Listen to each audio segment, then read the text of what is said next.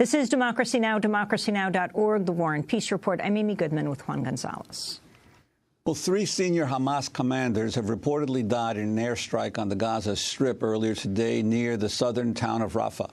The strike came one day after an Israeli airstrike killed the wife and 7-month-old son of Hamas's top commander, Mohammed Deif. According to Agence France Presse, at least 6 Palestinians, 4 of them children, were killed in Israeli attacks overnight in the northern town of Beit Lahia and in Gaza City. Another 4 Palestinians died in an airstrike on a graveyard in Gaza City. More than 2,000 Palestinians, most of them civilians, have been killed since Israel began its offensive 6 weeks ago. Israel has lost 64 soldiers in the conflict. 3 civilians in Israel have been killed. In a nationwide address in Tel Aviv Wednesday, Israeli Prime Minister Benjamin Netanyahu vowed a continuous campaign against Hamas. Only the guarantee of the calm and safety of Israeli citizens will bring an end to this operation, and therefore I will continue to operate with firmness and insistence. Operation Protective Edge is not finished, not for a minute. We are talking about a continued campaign. Meanwhile, in the Gaza city of Rafah, many residents are searching for survivors after Israeli airstrikes. Khalid Yunus is the owner of one of the houses destroyed. At 2:30 a.m., while we were sleeping, they struck us with the first rocket, then a second, then a third, and then 4 consecutive rockets. There was no warning, no phone call, nothing at all. All of a sudden, the house was struck. People are now searching for bodies, and the houses have sustained heavy damage, and the situation cannot get any worse. We turn now to look at the impact the offensive has had on children. More than 467 Palestinian children have died since July. That's more than the combined number of child fatalities in the 2 previous conflicts in Gaza. According to the World Health Organization, over 3,000 children have been injured, of which an estimated 1,000 will suffer from lifelong disabilities. The United Nations estimates at least 373,000 children require direct and specialized psychosocial support. And based on the total number of adults killed, there may be up to 1,500 children orphaned. Gazan children's right to an education has also been severely compromised, with at least 25 schools reportedly damaged so severely they can no longer be used. For more, we spend the remainder of the hour with Pernille Ironside, chief of UNICEF's Gaza field office, just here in New York for a few days before returning to Gaza. Pernille, welcome to Democracy Now! Thank you. Talk about the situation there. You were there through the entire assault until now. Yes.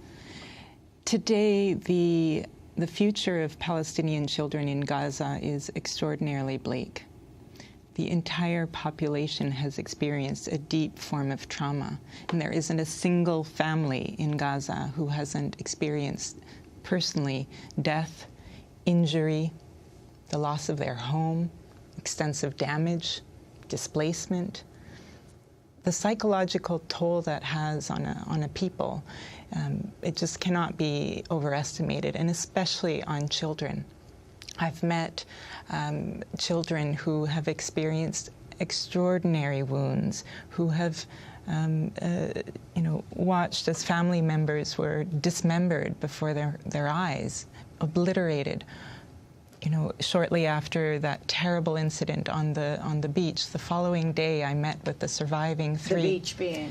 The Gaza City beach in Gaza. Where? Across from the Aldira Hotel, and where 4 children were killed.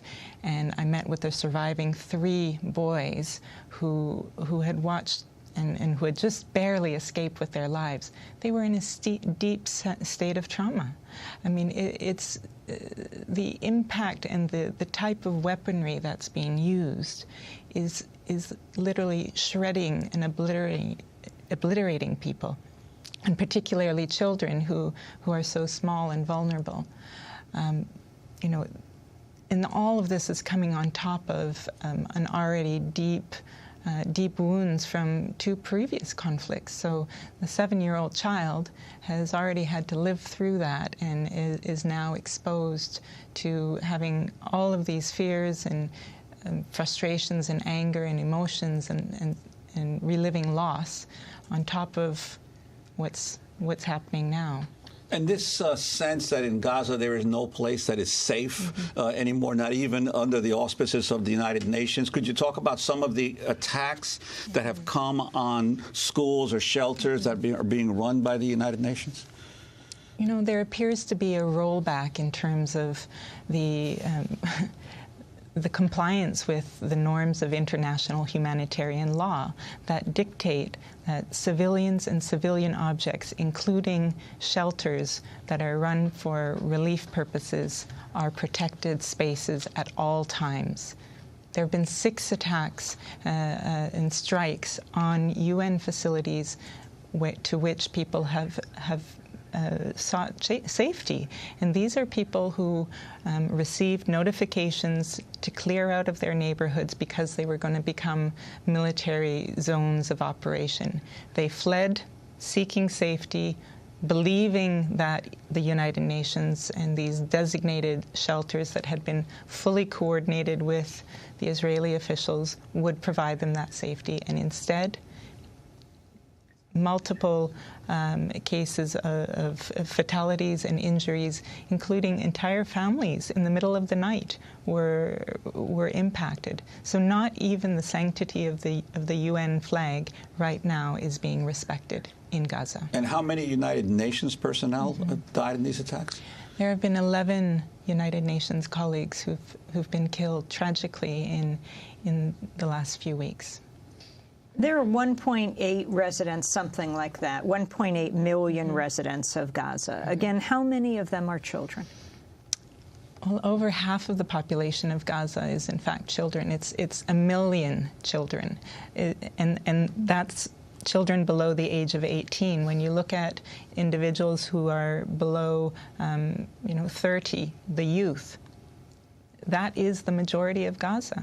So the conditions right now that are being allowed to perpetuate in Gaza and are in fact being gravely exacerbated really are dictating the future for these children, and it's extraordinarily bleak. How is a child going to cope with and have any kind of sense of optimism or sense of a future possibility and the value of continuing with their studies under the conditions of the occupation and with this third cycle of violence? It's our duty as the international community to put an end to this and to provide a reason to live for these children. 14-year-old Gazan, a young girl who I met just shortly before last week. She's well-educated, smart, comes from a good family.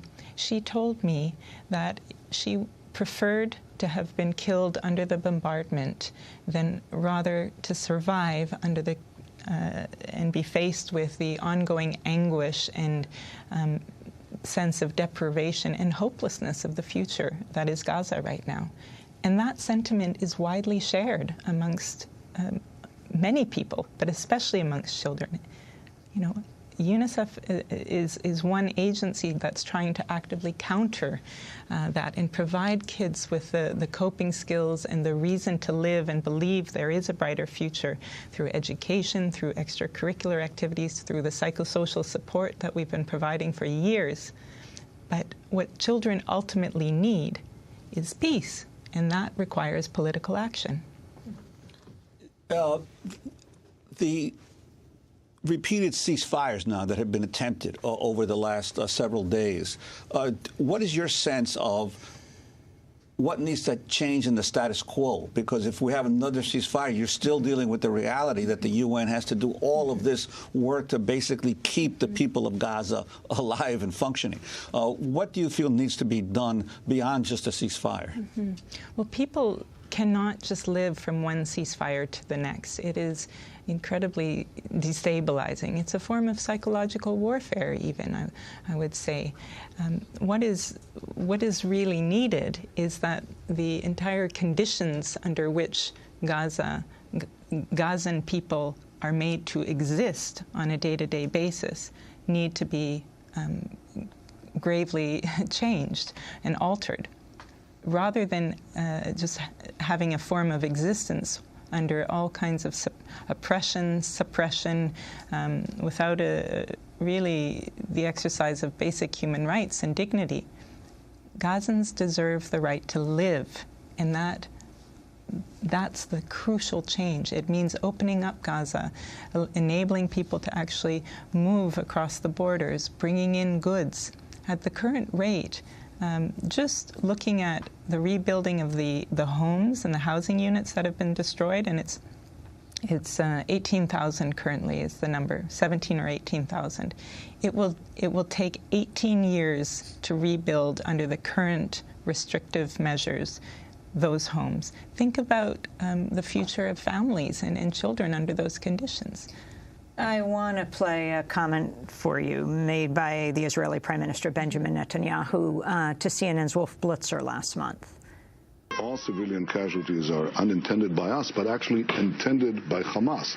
They want to pile up as many civilian dead as they can because somebody said they use, I mean, it's gruesome, they use telegenically dead Palestinians for their cause. They want the more dead, the better.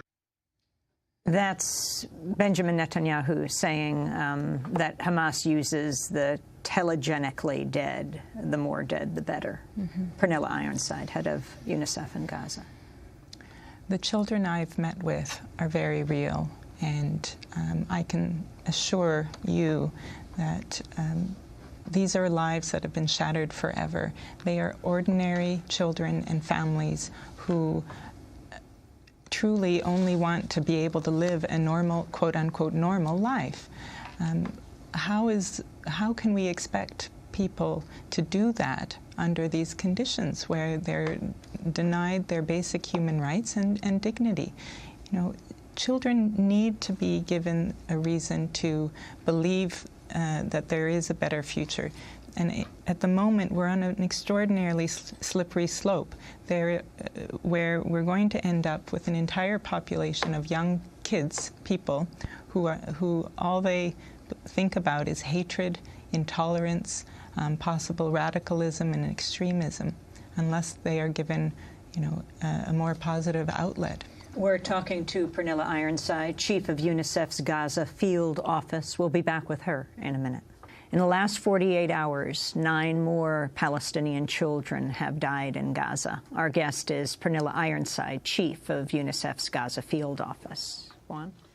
I wanted to ask you about the water situation in Gaza. It was already a profound problem before this offensive, but what has happened, we're talking about now the most basic of human needs, is access to drinking water.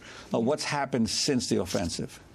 So what's happened is that there are a number of water wells, sewage pumping stations, sewage treatment plants, and the Gaza power plant that have been struck by missiles and essentially rendered inoperable. So 1.5 million people out of 1.8 have not had consistent access to clean drinking water.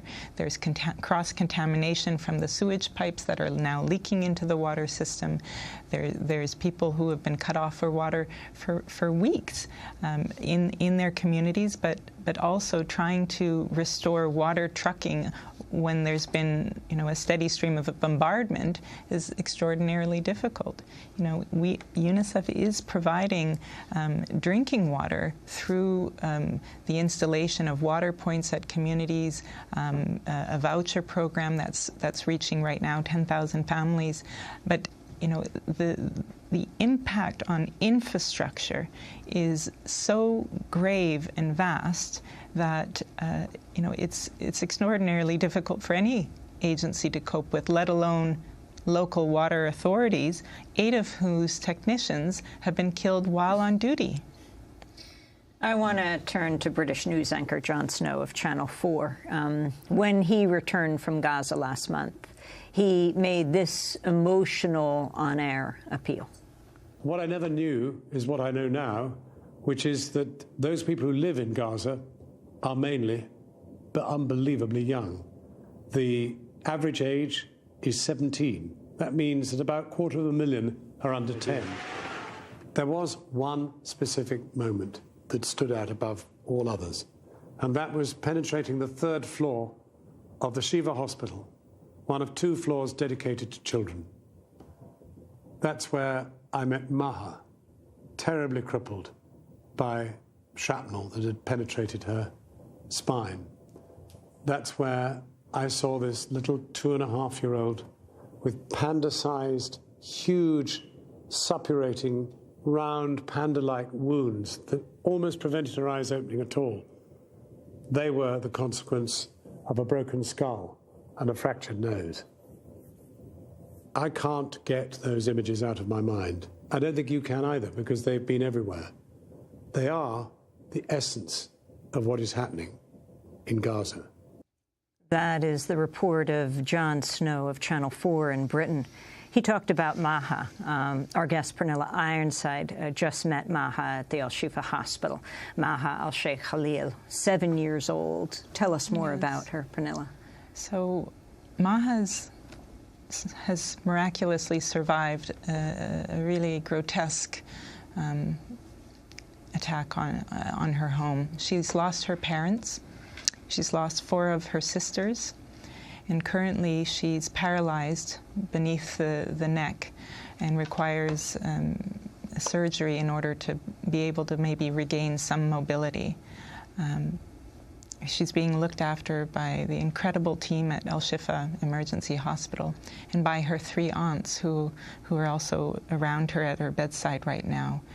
You know, those aunts, they themselves have large numbers of children, and you know, when we look at Maha needing to have treatment abroad, even there, she doesn't have somebody to go with her. She's basically in a state of existence with trying to have the best support from what her family with limited means, who themselves are under incredible pressure, can cope with. You know, and Ma is not alone. She is one of the children.